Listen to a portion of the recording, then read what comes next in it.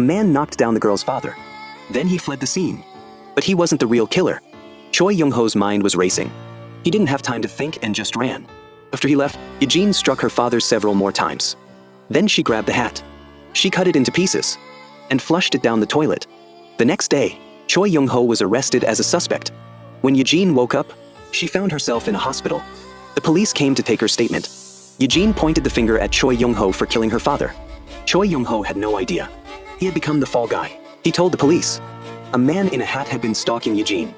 On the night of the incident, he saw someone wearing a hat. He assumed it was the stalker. But the police said no hat was found at the scene. Eugene also claimed she never saw any hat. Choi Young-ho was devastated. He felt like he'd been set up, like a puppet on strings. The investigation continued. They discovered Baek Sung-gyu's time of death was between 9 and 10:30 p.m. But Eugene called the police at 3 a.m. Eugene explained her father had knocked her unconscious. She called the police as soon as she woke up. Just then, the detective received a phone call. It was from Lim Sung-ryong. He was a representative from PB Entertainment. When Eugene heard that name, something clicked. Lim Sung-ryong had visited the coffee shop before. He'd talked to Choi Young-ho about signing a contract. Now that Choi Young-ho was caught up in a murder case, the agency would definitely get involved. Eugene sensed something was off. She moved closer to the door to eavesdrop on the detective. Choi Young-ho insisted he acted in self-defense, but the police considered Eugene a suspect too. She had suffered years of abuse from her father. That gave her plenty of motive.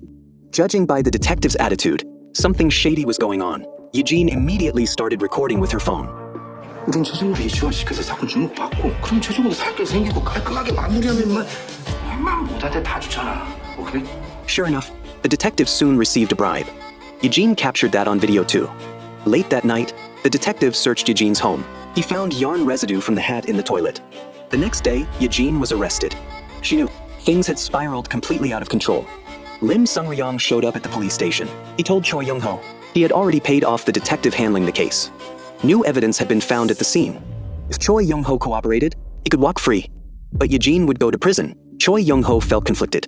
Meanwhile, Eugene was taken in for questioning. The police presented the hat fibers as evidence, proving there had indeed been a hat at the scene. The autopsy report showed the victim had been struck multiple times, with gaps between each blow. Despite the evidence against her, Eugene still refused to confess. She asked for a female officer, citing her period as the reason. On the way to the restroom, she asked the female officer to check the evidence room, to look at the photos and recordings on her phone. 우린 최종으로 이슈화시켜서 사건 주목받고 그럼 최종으로 살게 생기고 깔끔하게 마무리하면 웬만 못할 다 주잖아. 오케이? Internal Affairs launched an investigation into the two officers. They searched the lead detective's car and found a box.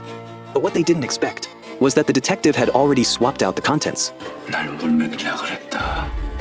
무슨 수를 써서라도 너